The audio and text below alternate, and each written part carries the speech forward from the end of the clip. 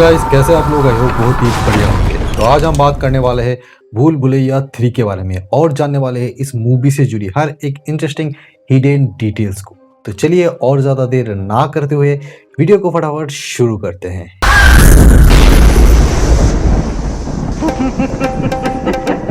Hidden detail number 1 ये है कि जब इसके ट्रेलर स्टार्ट होता है और जब इसका ट्रेलर एंड होता है, उसके बीच में हम लोगों को हॉरर और कॉमेडी के साथ साथ और एक चीज़ देखने के लिए मिलता है, वो है फायर।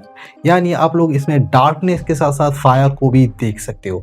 और अगर आप लोगों को लगता है कि ये सब डिज़ाइन बनाने के लिए बना दिया गया है, तो आप लोग बिल्कुल भी गलत हो। यानी टी सीरीज़ के लोगों से लेके सिने वन के लोगों तक, राजा के पोस्टर तक, यहाँ तक कि लेजेंड ऑफ द डेविल तक यहाँ पर आग को दिखाया गया है। और इस मूवी के ट्रेलर के हर एक सीन में कहीं ना कहीं आग हम लोगों को देखने के लिए मिलता है। चाहे यहाँ पर किसी इंसान को बांध के जलाना होता है, या फिर यहाँ पर कोई फेस्टिवल में आग को देखने के लिए मिलता है, या फिर इसके ट्रेलर के एंड में जो लिखा हुआ आता है उसमें भी कहीं ना कहीं डार्कनेस के साथ साथ आग को दिखाया जाता है। इसका मतलब इस मूवी में आग का रिश्ता बहुत ही गहरा है। इस मूवी में शायद इस मूवी की जो मेन मंजुलिका है उसको आग से कहीं ना कहीं बहुत ही ज्यादा नफरत है। इसका रीजन ये भी हो सकता है कि उनको और माधुरी दीक्षित जो मंजुलिका न्यू बन के आई है उसको कहीं ना कहीं आग से जलाया गया होगा, और वो लोग आग से इतना ज्यादा नफरत करते हैं कि वो लोग राजा को भी उसी स्टाइल में मारना चाहते हैं, यानी आग को जला के। इसलिए कई कई जगह आग को दिखाया गया है। राजा का जो पोस्टर था उसको भी आग से ही जलाया गया है, और वो एक वैलिड रीजन के लिए आप लोगों को देखने के लिए मिलेगा। डिटेल नंबर 2 है इसका स्टोरी लाइन। तो पार्ट 1 में स्टोरी लाइन टोटली डिफरेंट था, पार्ट 2 में भी स्टोरी लाइन टोटली डिफरेंट था, और पार्ट 3 भी अगर आप देखोगे तो इसमें भी स्टोरी लाइन टोटली डिफरेंट होने वाला है। भूल भुलैया का सिर्फ नाम यहाँ पर यूज किया जा रहा है क्योंकि ये एक सक्सेसफुल फ्रेंचाइजी है, लेकिन इसके हर पार्ट में स्टोरी लाइन टोटली डिफरेंट रहने वाला है। क्योंकि अगर पार्ट 1 आप लोगों ने ध्यान से देखा होगा तो वहां पर कुछ भूत पिशाच था ही नहीं। वहां पर दिखाया गया था कि विद्या बालन को एक ऐसा रेयर बीमारी है जिसके वजह से वो ये सोचने लग जाती है कि वो मंजुलिका है। और इसका बहुत ही बड़ा रीजन ये है कि बचपन में उनकी दादी उनको ऐसा स्टोरी सुनाती रहती थी जिसकी वजह से उनके दिमाग में ऐसा कुछ ख्याल आ जाता है, जिसकी वजह से वो जिस कैरेक्टर को सोचती रहती है वही कैरेक्टर वो बन जाती है, यानी वो मंजुलिका बन जाती है। और एंडिंग में अक्षय कुमार ने एक ट्रिक के जरिए उनके दिमाग से वो बहन को मिटा दिया था कि वो राजा को मारना चाहता है। लेकिन अगर आप पार्ट 2 देखोगे तो वहां पर आप लोगों को टोटली डिफरेंट स्टोरी के साथ साथ डिफरेंट स्टार कास्ट भी देखने के लिए मिलेगा, जहां पर रू बाबा के नाम से रूहान यानी कार्तिक आर्यन हम लोगों को देखने के लिए मिलता है। साथ साथ हम लोगों को कियारा आडवाणी और भूत के कैरेक्टर में टब्बू का डबल रोल दिखाया जाता है, और वहां पर सचमुच में दिखाया जाता है कि एक भूत था और उसको कैसे मारा गया था, और उसके वजह से वो कैसे बदला लेना चाहती है, और इसके वजह से सारा सीन क्रिएट होता है। और वहां पर यह भी दिखाया जाता है कि कार्तिक आर्यन कैसे एक ठग है जो भूत पिशाच पे नहीं मानता और लोगों को ठग के उनका पैसा कैसे वो लूट लेता है। पार्ट 3 में भी वैसा कुछ रेफरेंस लिया गया है, लेकिन पार्ट 1 का भी कई रेफरेंस आप लोगों को देखने के लिए मिलेगा। जैसे विधवा बालन का वो खाट उठा देना वाला सीन जो यहाँ पर सिंहासन के ऊपर शिफ्ट किया गया है, और आमी जे तोमर ये सॉन्ग, मंजुलिका कैरेक्टर और यहाँ पर तृप्ति डिमरी का कैरेक्टर भी कहीं ना कहीं पार्ट 1 से ही इंस्पायर होने वाला है। और वो क्यों, ये बाद में मैं आप लोगों को बता दूंगा।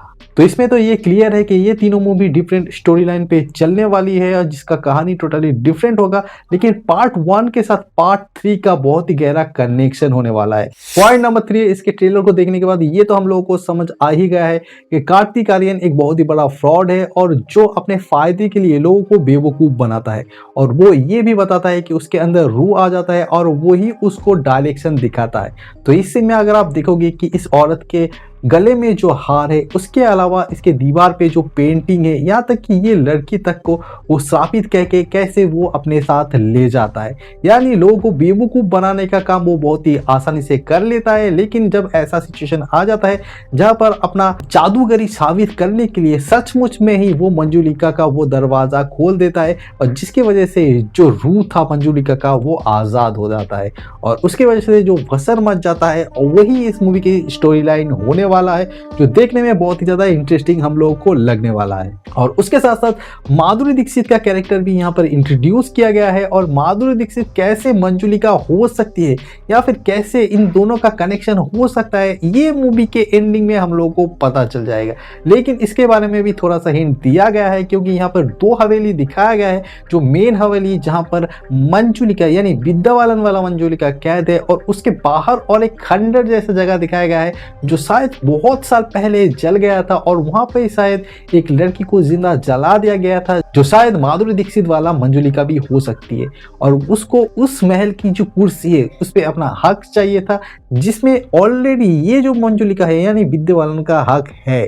तो वो दोनों उस कुर्सी के लिए कैसे लड़ेंगी, या फिर आपस में भिड़ेंगी, या फिर उन दोनों मिलकर राजा को कैसे मारने की कोशिश करेंगी, यही इस मूवी का मेन स्टोरी लाइन होने वाला है, जो देखने में बहुत ही ज्यादा इंटरेस्टिंग लग रहा है। डिटेल नंबर 4 है। इस सीन में आप लोग देख रहे हैं कि संजय मिश्रा और राजपाल यादव जब भाग रहे होते हैं, वो लोग एक दीवार से टकरा जाते हैं, और नेटफ्लिक्स का जो साउंड है यानी टुडुम, वो सुनने के लिए हम लोगों को मिलता है। तो ये सिर्फ कॉमेडी के लिए नहीं दिया गया है, क्योंकि नेटफ्लिक्स को पता है कि भूल भुलैया एक ऐसी फ्रेंचाइजी है जो बहुत ही बड़ा सुपरहिट बन सकता है, क्योंकि भूल भुलैया का पार्ट 2 भी बहुत ही बड़ा सुपरहिट एक मूवी था। इसलिए इसका जो स्ट्रीमिंग राइट्स है वो खरीद लिया है नेटफ्लिक्स ने, और नेटफ्लिक्स इसको ओटीटी में रिलीज करने वाला है। वही टीवी का जो राइट्स है वो सोनी ने खरीद लिया है, यानी टीवी पर सोनी इसको दिखा सकता है। डिटेल नंबर 5 है कैमियो। तो जैसे स्त्री 2 मूवी में बहुत सारा कैमियो हम लोगों को देखने के लिए मिला था, और जिसकी वजह से स्त्री 2 का हाइप भी नेक्स्ट लेवल चला गया था, तो इसलिए भूल भुलैया में भी बहुत सारा हिडन कैमियो हम लोगों को देखने के लिए मिल सकता है।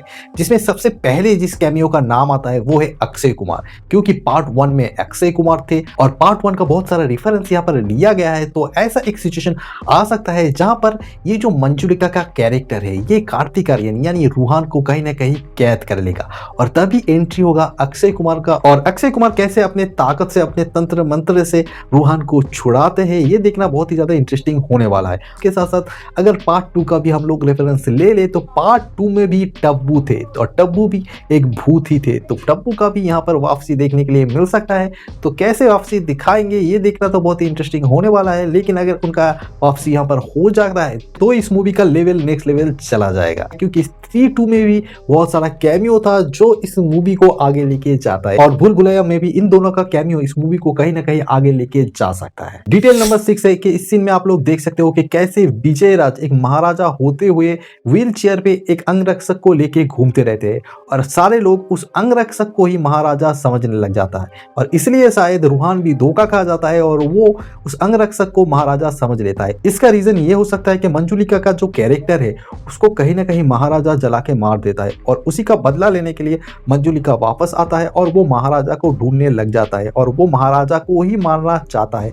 और इसीलिए महाराजा होते हुए विजय राज खुद को बचाने के लिए अंगरक्षक को महाराजा की तरह प्रेजेंट करता है, क्योंकि वो चाहता है कि मंजुलिका भी धोखा खा जाए, उसकी जगह अंगरक्षक को महाराजा समझ के उसको मार दे। और उसकी वजह से उनके दरबार के जो पंडित है वो ये चाल चलता है कि महाराजा को बचाने के लिए एक ऐसे आदमी को महाराजा बनाया जाएगा जो भूत पिशाच को कंट्रोल कर सकता है, और इसलिए शायद वो रूहान को महाराजा बना देता है और मंजुलिका को उसके पास आने के लिए मजबूर कर देता है। और मंजुलिका जब महाराजा समझ के रूहान को मारने जाएगा तब ये पंडित लोग उस आत्मा यानी मंजुलिका को पकड़ के फिर से कैद कर देंगे, और इसीलिए शायद ये महाराजा वाला नाटक रचाया गया था। और अगर आप ध्यान से देखोगे तो ये सीन भी पार्ट 1 का रेफरेंस ही है, जब अक्षय कुमार भी महाराजा बन के सामने आएगा। तो ये सीन के साथ वो सीन का कनेक्शन भी कहीं ना कहीं हम लोगों को नजर आ रहा है, और शायद इसका स्टोरी भी उसके स्टोरी के साथ कनेक्टेड है। डिटेल नंबर 7 है। इस सीन को अगर आप ध्यान से देखोगे तो आप लोगों को पता चलेगा कि इस बार इस मूवी का जो स्टोरी है वो वेस्ट बंगाल के ऊपर बेस होने वाला है, क्योंकि यहाँ पर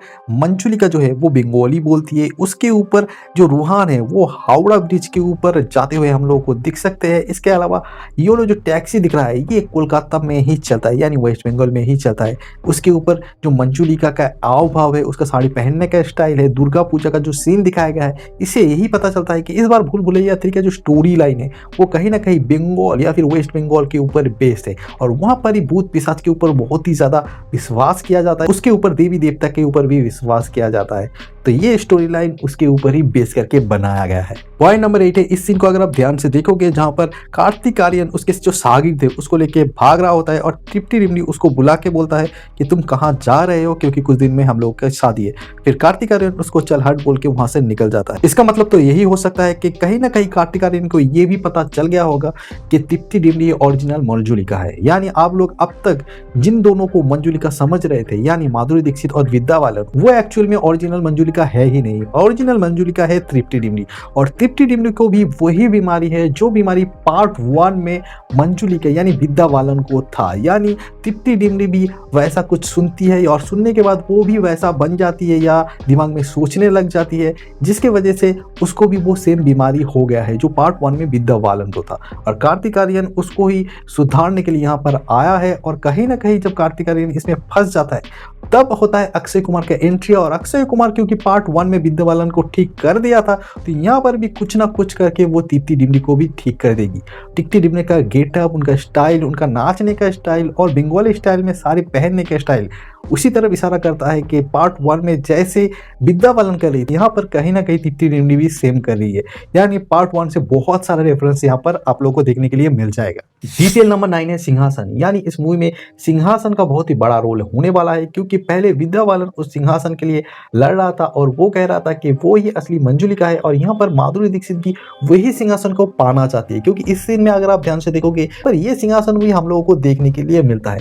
यानी स्टोरी कुछ ऐसा होने वाला है कि एक महाराजा था जिसका एक महल था जो मेन वाला महल है, उसका जो महारानी थी वो थी मंजुलिका यानी विद्या बालन, जिसको वो सिंहासन दे चुकी थी। और बाहर और एक खंडर जैसा महल था जहां पर और एक रानी रहती थी जो था माधुरी दीक्षित, उसको भी उस सिंहासन पाने का बहुत ही बड़ा चाहत था। लेकिन बाद में कुछ ऐसा हो जाता है कि राजा ये जो माधुरी दीक्षित वाला मंजुलिका है इसको कहीं ना कहीं बांध के जला के मार देती है। तब से ही माधुरी दीक्षित का जो रूह है वो यहाँ पर कैद होके पड़ा रहता है और महल का जो पंडित है वो कहीं ना कहीं इसको बांध के रख देती है और ऐसा कुछ साफ दे देती है कि जब ओरिजिनल महल का दरवाजा खुलेगा, ओरिजिनल महल की मंजुलिका को रिहाई मिलेगा, तभी यहाँ का भी मंजुलिका को रिहाई मिलेगा। तो जब रूहान ओरिजिनल मंजुलिका यानी विद्या बालन को रिहा कर देता है तब ये भी मंजुलिका रिहा हो जाता है और वो दोनों मिलके कैसे न कैसे करके राजा को मारना चाहता है और वो लोग हर वो कोशिश करता है जिससे राजा को मारा जा सके। और इस सीन में भी आप लोगों को दिख रहा है कि तृप्ति डिमरी कैसे राजा की तरफ देख रहा है और वो